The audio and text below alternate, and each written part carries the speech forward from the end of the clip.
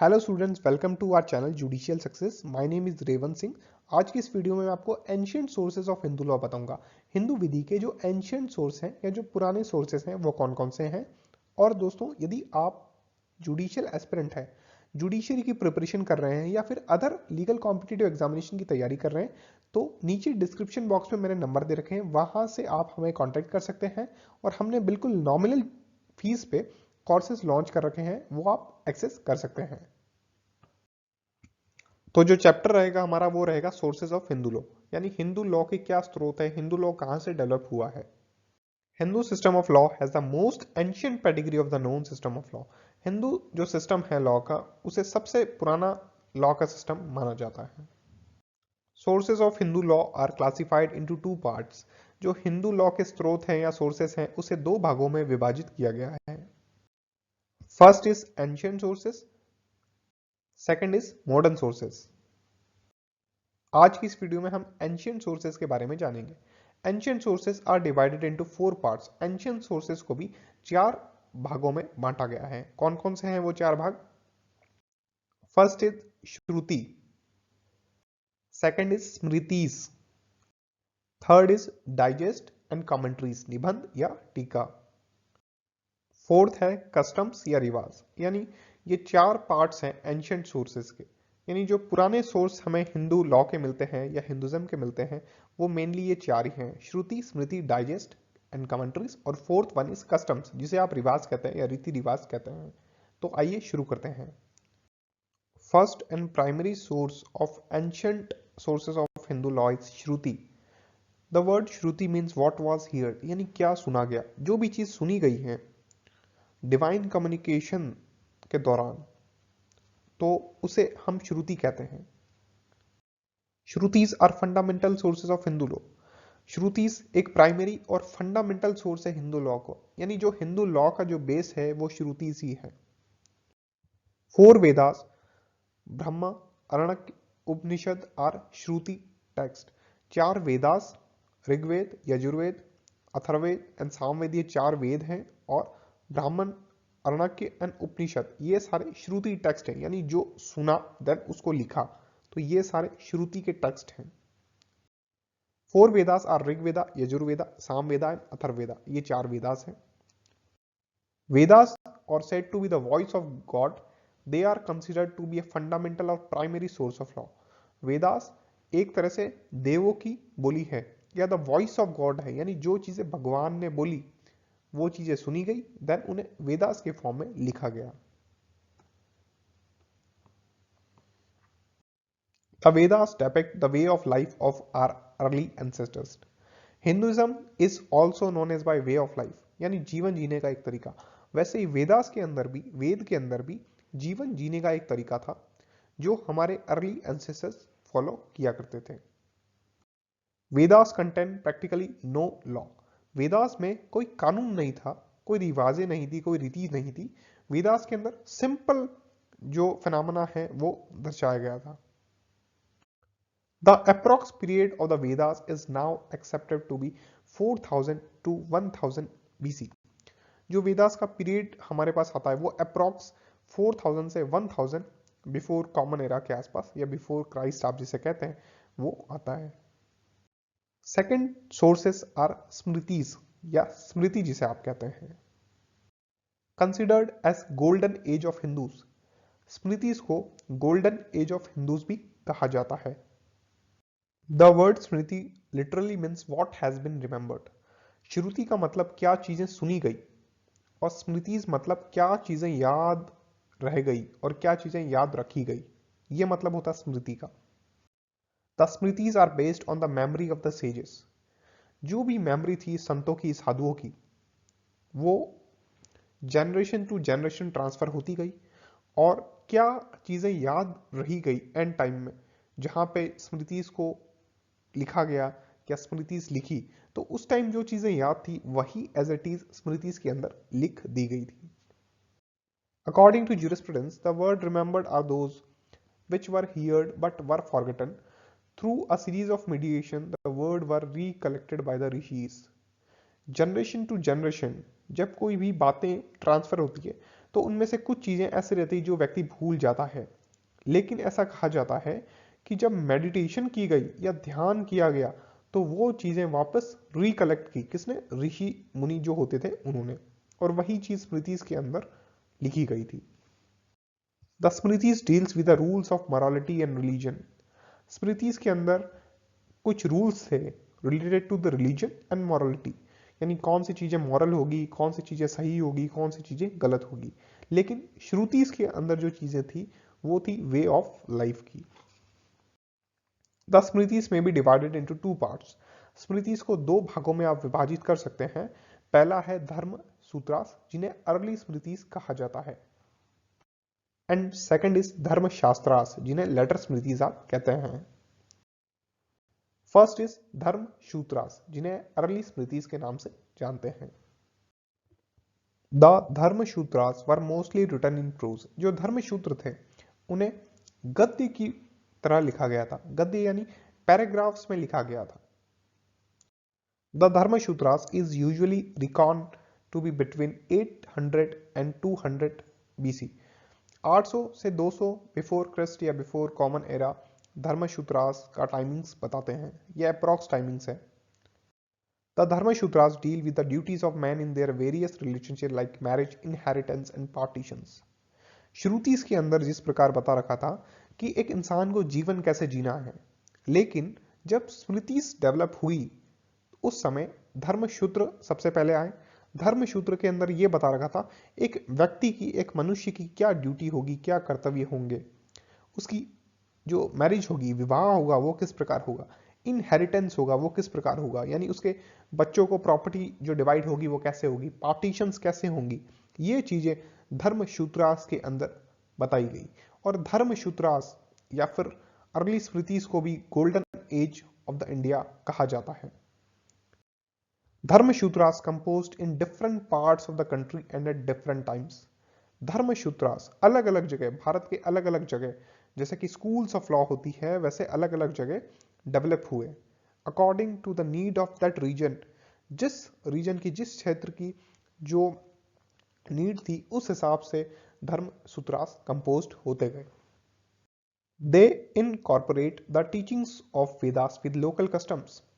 जो धर्म सूत्रास थे वो अलग अलग जगह पे कंपोज्ड हुए, और एक तो जो वेद के अंदर जो सार था वो, और साथ में जो जो अलग अलग रीजन थे उसकी लोकेलिटी की जो कस्टम्स थी उसके हिसाब से उन्हें इनकॉर्पोरेट किया गया। The Dharmasutras generally bear the names of their authors. जो धर्मसूत्रास के आप आगे नाम पढ़ेंगे वो उनके जो ऑथर्स थे, जिन्होंने वो लिखे थे, उनके नाम पे ही पढ़े। The main Dharmasutras are Gautama deals with inheritance, partition and Stridhan. पहला जो मेन धर्मसूत्र है वो है गौतमा। वो इनहेरिटेंस से डील करता है, पार्टीशन से डील करता है और स्त्री धन से डील करता है। When we will study the Hindu succession act तो उसमें आपको बताएंगे कि इनहेरिटेंस कैसे चलता है, पार्टीशन कैसे होता है और स्त्री धन क्या होता है। Second is Baudhayana deals with marriage, sonship and adoption and inheritance. ये डील करता था विवाह कैसे होगा, अडॉप्शन कैसे होगा, दत्तक ग्रहण कैसे होगा और इनहेरिटेंस कैसे किया जाएगा। Third is Apastamba, it doesn't recognize second sons, not even adopted son. ये अपस्तमा जो धर्मसूत्र था वो दत्तक पुत्र को उस प्रकार वरीयता नहीं देता था। Vashishtha, it permits marriage with virgin window. Vashishtha Dharmasutra permit करता था कि जो वर्जिन विडो है, वर्जिन विधवा है, उससे विवाह किया जा सकता है। ये मेनली इनके अंदर जो इंग्रेडिएंट थे वो मैं आपको बता रहा हूं। डिटेल के अंदर जब हम स्कूल्स पढ़ेंगे तो उसमें भी मैं आपको बता दूंगा। बी जो पार्ट है वो है धर्मशास्त्रास, जिसे आप धर्मशास्त्र भी कहते हैं। इन्हें लेटर स्मृतिस के नाम से जाना गया। Dharmashastras are compose in poetry, shlokas. जैसा कि मैंने आपको बताया धर्मसूत्रास गद्य के रूप में लिखे जाते थे, पैराग्राफ्स में लिखे जाते थे, और धर्मशास्त्रास पोइट्री यानी श्लोक के फॉर्म में, पोयम के रूप में लिखे गए थे। Many sages from time to time have written down the concepts given in Vedas, so it can be said that Smritis are written memory of the knowledge of the sages. बहुत से साधु संतों ने समय समय पे बहुत सारे कंसेप्ट वेदास के लिखे और इन्हीं में से कुछ स्मृतिस निकली हैं। धर्मशास्त्रास डील्स विद आचार, व्यवहार एंड प्रायश्चित। धर्मशास्त्रास 3 पार्ट्स से डील करते थे। इंसान के, मनुष्य के 3 जो कर्म होते हैं उनसे डील करते थे। पहला आचार, दूसरा व्यवहार और तीसरा प्रायश्चित। Of the later Smritis, those of Manu, Yajnavalkya and Narada are the most important. काफी स्मृतिज हुई, उसमें 3 स्मृतिज बहुत इंपॉर्टेंट है। पहली मनुस्मृति, जिसे कई लोग कंडेम भी करते हैं। दूसरी याज्ञवल्क्य स्मृति, जो लिबरल हुई मनुस्मृति से थोड़ी। और तीसरी है नारद स्मृति, जो भी लिबरल मानी गई है इन कंपैरिजन टू मनुस्मृति। और ये 3 स्मृतिज बहुत इंपॉर्टेंट है LLB exam point of view के हिसाब से। पहली जो स्मृति हुई वो हुई Manusmriti. Manusmriti is so famous. Manusmriti is supreme authority in the entire country. इसे सुप्रीम अथॉरिटी माना गया, सर्वोच्च अथॉरिटी माना गया हमारे देश में। We don't know the identity of the person who compiled this work.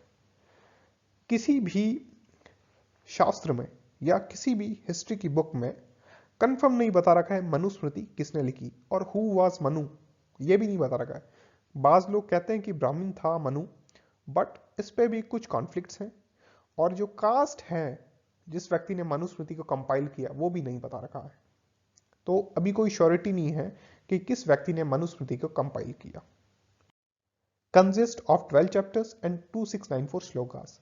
Manusmriti में 12 चैप्टर्स, 12 अध्याय और 2694 श्लोक दे रखे हैं। Date of compilation at 200 BC, 200 BC के आसपास ये कंपाइल हुई थी। According to Manu, king is subordinate to law. Manusmriti के अनुसार जो कानून है उससे किंग सब ऑर्डिनेट है, नीचे है, मतलब सुपीरियर है, वो लॉ है, सुपीरियर सबसे है वो लॉ है। When the Manusmriti was written were the times of revival of Brahmanism।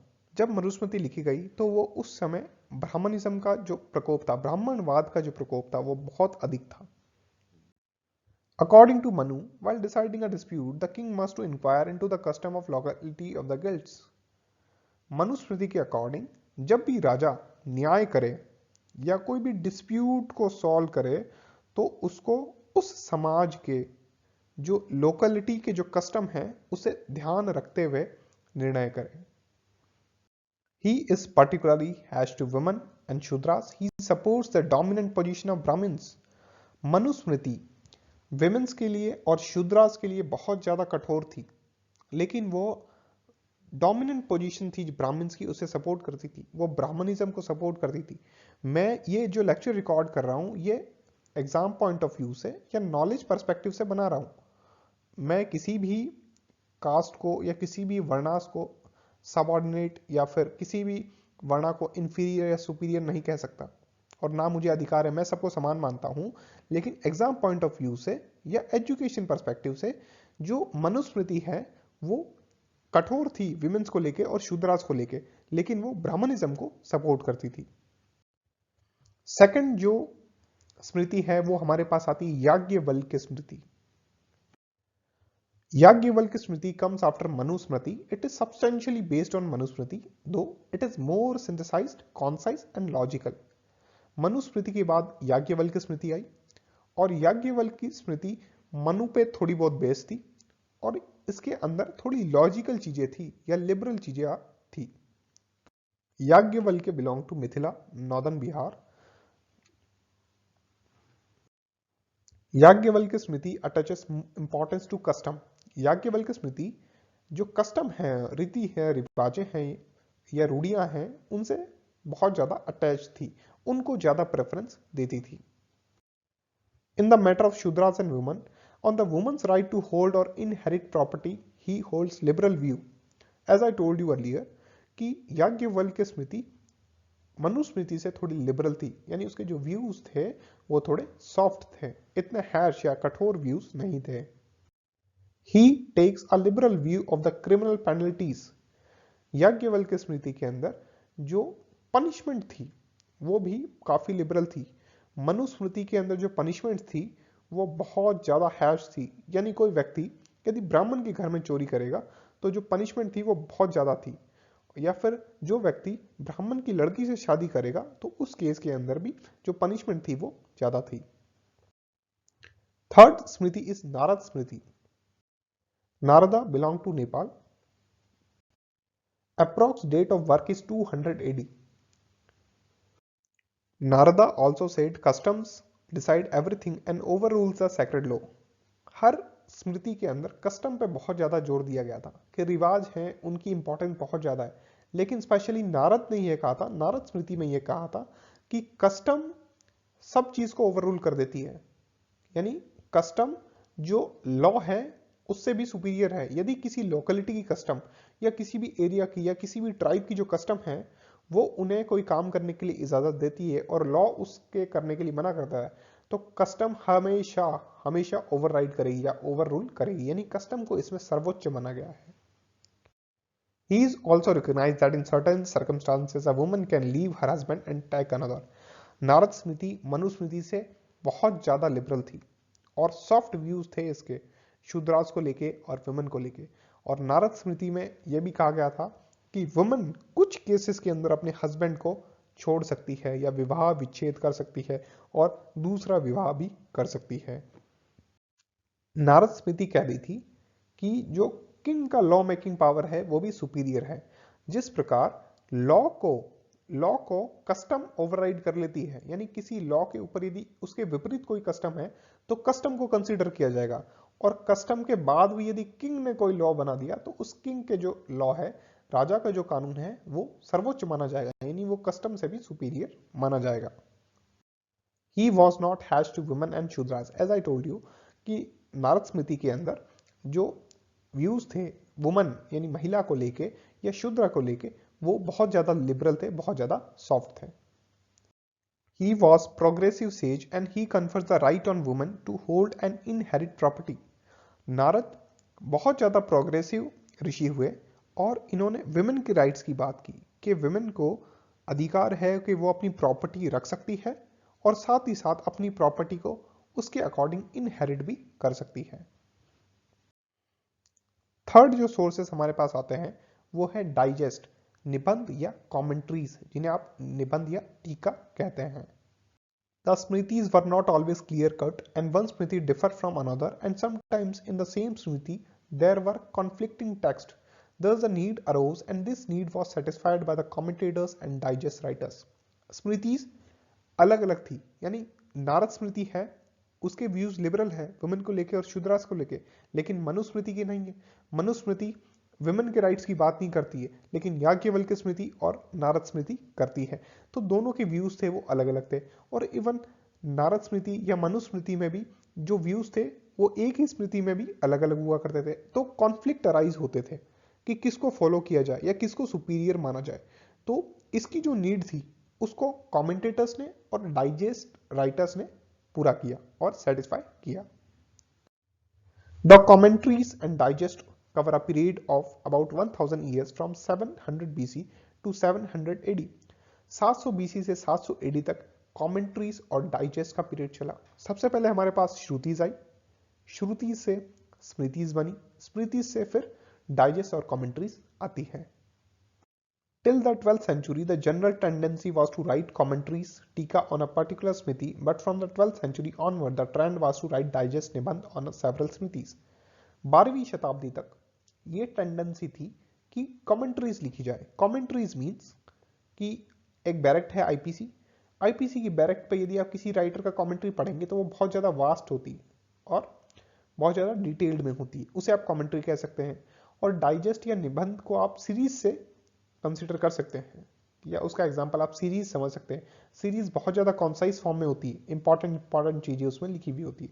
तो 12वीं शताब्दी तक तो ये चलन था कि कमेंट्रीज लिखी गई थी, मनुस्मृति की एक कमेंट्री हो गई, याज्ञवल्क्य की एक कमेंट्री हो गई। लेकिन 12वीं शताब्दी के बाद डाइजेस्ट निबंध लिखना स्टार्ट हुए, यानी स्मॉल फॉर्म में, कॉन्साइज फॉर्म में उनका जो सार था वो लिखना स्टार्ट हुआ। Commentaries on Manusmriti. मनुस्मृति की कौन कौन सी कॉमेंट्रीज हुई? पहला मेधातिथि जो 825 से 900 एडी तक थी। सेकंड मनुटिका बाय गोविंद राजा 11th और 12th सेंचुरी के आसपास आई।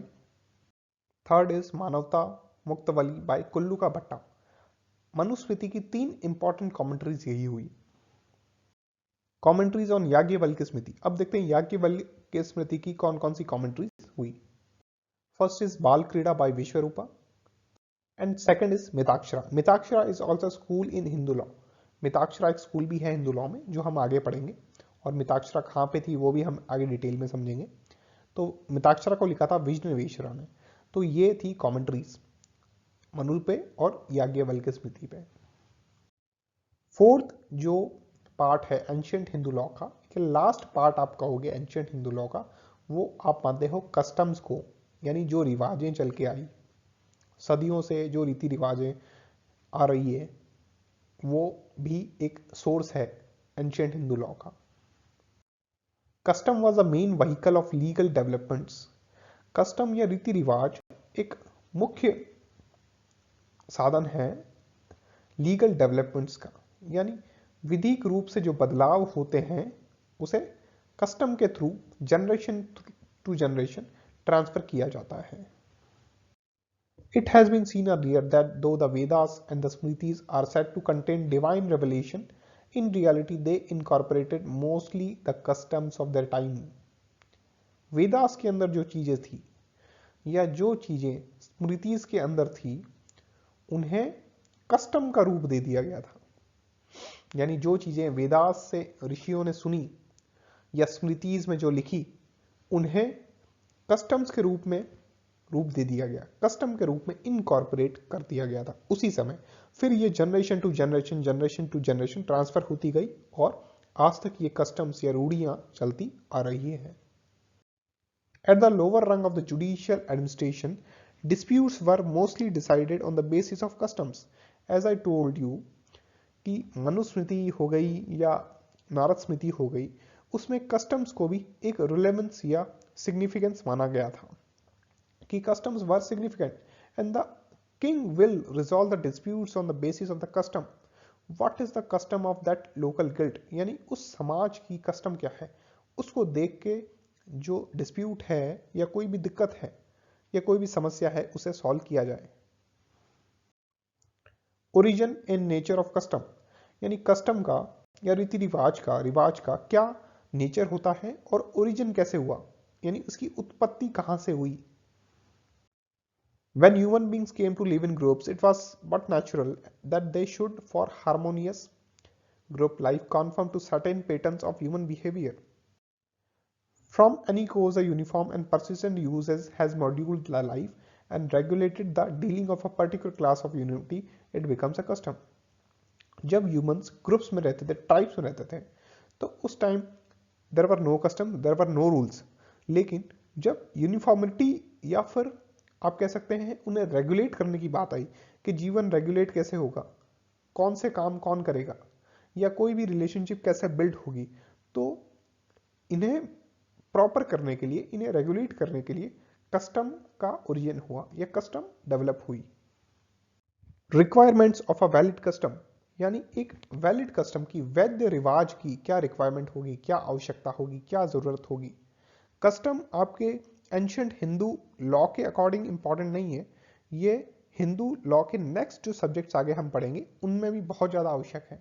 फॉर एग्जाम्पल जब आप विवाह पढ़ोगे तो विवाह के अंदर यदि कोई भी महिला से व्यक्ति जब शादी करता है, कोई पुरुष किसी महिला से शादी करता है, विवाह करता है, तब यदि वो उसके सपिंड नातेदार हैं, यानी सपिंड रिलेशनशिप में हैं या प्रोहिबिटेड रिलेशनशिप में आते हैं, प्रतिष्ठित नातेदारी में आते हैं, तो वह विवाह वैध विवाह नहीं होगा। उस शादी को, उस मैरिज को आप वैलिड मैरिज कंसिडर नहीं कर सकते। लेकिन उसमें लॉ यह भी कहता है कि यदि यह इनके कस्टम में अलाउड है तो ये शादी वैलिड शादी होगी। तो इसके पॉइंट ऑफ व्यू से हमें कस्टम को समझना बहुत इंपॉर्टेंट हो जाता है कि वैलिड कस्टम कौन सा होगा, वैध रिवाज किसे कहेंगे। First, custom should B ancient, यानी कस्टम है या रिवाज है वो पुरानी होनी चाहिए। ऐसा नहीं कि मैं आज ही कोई रिवाज क्रिएट कर दूं और कह दूं ये कस्टम है। It will not considered as a valid custom. Ancient means belong to antiquity. According to section 3A of the Hindu marriage act 1955, it should be observe for a long time. Ancient यानी प्राचीन काल से, पुरातन से कोई रिवाज चलती आ रही हो उसे हम एंशियंट कस्टम कहेंगे। और सेक्शन 3 का क्लॉज ए कहता है हिंदू मैरिज एक्ट 1955 का कि वह लंबे समय से चलती आती रहे उसे हम कस्टम मानेंगे। The court was of the view that in modern times no one is free to create a law or custom that is the function of the legislature.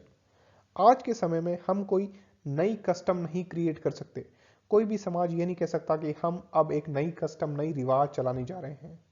किसी रिवाज को बंद जरूर किया जा सकता है, लेकिन आज के समय इस जनरेशन में 21st जनरेशन के अंदर कोई भी नई कस्टम नहीं बनाई जा सकती है। और यदि कोई ऐसी कस्टम बनाता है तो उसका कोई रिलेवेंस नहीं है। लेजिस्लेचर कानून जरूर बना सकता है, लॉ जरूर बना सकता है, लेकिन कोई भी समाज कोई कस्टम क्रिएट नहीं कर सकता। सेकंड जो रिक्वायरमेंट है वैलिड कस्टम की, वो है custom should be continuous. Continuity of a custom is an essential as it antiquity. जिस प्रकार कस्टम या रिवाज पुरातन से चलती आ रही हो उसी प्रकार ये कॉन्टिन्यूस होनी चाहिए, यानी कहीं रुकी नहीं हो। ऐसा नहीं कि 7 जनरेशन पहले या 6 जनरेशन पहले हमारे किसी पूर्वज ने उस कस्टम को रोक दिया हो और हमें प्रतीत होता है कि ये हमारी कस्टम चलती आ रही थी लेकिन 6 जनरेशन पहले रुक गई है और अब मैं उसे फिर स्टार्ट करूं, तो ऐसा नहीं हो सकता। कस्टम कॉन्टिन्यूस होती रहे, कॉन्टिन्यूस चलती रहे, तभी उसे एक वैलिड कस्टम माना जाएगा। Suppose it is established that a custom has an antiquity of 400 years, but it had not been followed since then. It may be sufficient indication of its abandonment. ये वही बात हो गई, कोई कस्टम 400 सालों से चलती आ रही है लेकिन फिर सडन बंद हो गई, तो इसका मतलब ये कस्टम ऑटोमेटिकली ही खत्म हो गई। इसे आप वैलिड कस्टम नहीं कह सकते। It should be certain. It is necessary to prove that custom is certain. Mere vague allegation as to existence of custom will not suffice. जो कस्टम होनी चाहिए वो सर्टेन होनी चाहिए, निश्चित होनी चाहिए कि हाँ ये कस्टम एग्जिस्ट करती है। Fourth, it should not be unreasonable. Unreasonable custom is void, although it cannot be said that the custom is always founded on the reason. No amount of reason can make a custom. जो custom है वो unreasonable नहीं होनी चाहिए, reasonable होना चाहिए, उसका कोई उद्देश्य होना चाहिए, उसका कोई ऑब्जेक्ट होना चाहिए। और यदि कोई कस्टम बनती है तो वो कोई रीजन के कारण ही बनती है। फॉर एग्जाम्पल दहेज या डावरी जिसे आप कहते हैं, तो उस टाइम किसी भी महिला को उत्तराधिकारी का अधिकार नहीं था, वो अपने पिता की संपत्ति में उत्तराधिकारी नहीं बन सकती थी, तो दहेज के रूप में उसे एक धन दिया जाता था या इसका एक ऑब्जेक्ट फुलफिल हो रहा था, तो उस टाइम के अकॉर्डिंग ये एक रीजनेबल थी। That's why custom should be reasonable, it should not be unreasonable. Fifth है, it should not be immoral. For example, adoptive parents pay a sum of money to the natural parent is void being against morality. यानी ये moral भी होना चाहिए, custom है वो moral भी होनी चाहिए, इमोरल कस्टम नहीं हो सकती। यदि कोई भी कस्टम, कोई भी रिवाज नैतिक नहीं है, उसमें नैतिकता नहीं है, तो उसे कस्टम कंसिडर नहीं किया जाएगा। फॉर एग्जाम्पल, यदि कोई समाज ऐसी कस्टम को फॉलो कर रहा है जिसके अंदर यदि किसी की संतान नहीं है तो वो पैसे देकर बच्चे को खरीद सकता है या फिर पैसे को देकर किसी बच्चे को दत्तक बना सकता है विदाउट हिज कंसेंट या विदाउट हिज पेरेंट्स कंसेंट, तो इसे हम इमोरल कंसिडर करेंगे, यानी ये अनैतिक हो गई। Sixth point, it must not be oppose to law. Law means statutory law. A custom oppose to sacred law prevails but no custom oppose to statutory law can be given affect. यानी जैसा कि हमने स्मृतिज में पढ़ा कि जो sacred law है उस पे तो कस्टम प्रिवेल करेगी, लेकिन स्टैट्यूटरी लॉ पे कस्टम प्रिवेल नहीं करेगी, उसका कोई इफेक्ट नहीं होगा। फॉर एग्जाम्पल कि आज दहेज जो प्रथा है उसे आप प्रथा तो कहते हैं, कस्टम तो कहते हैं, लेकिन वो उल्लंघन करती है कानून का। डावरी प्रोहिबिशन एक्ट 1961 का उल्लंघन करती है। तो अब इसे आप प्रथा नहीं कह सकते, इसे आप रिवाज नहीं कह सकते। इट मीन्स जो लॉ होगा उसे हम सुपीरियर मानेंगे। तो दोस्तों, आज का हमारा जो लेक्चर है हिंदू लॉ का एंशियंट जो सोर्सेज हैं वो हमने कंप्लीट किए हैं। आपको यदि मॉडर्न हिंदू लॉ के लेक्चर भी चाहिए तो प्लीज़ आप कमेंट बॉक्स में मेंशन कीजिएगा। और आपको हमारा चैनल अच्छा लगे तो प्लीज़ आप हमारे चैनल जुडिशियल सक्सेस को सब्सक्राइब कीजिएगा, वीडियो को लाइक कीजिएगा एवं वीडियो को शेयर करना ना भूलें। Thank you.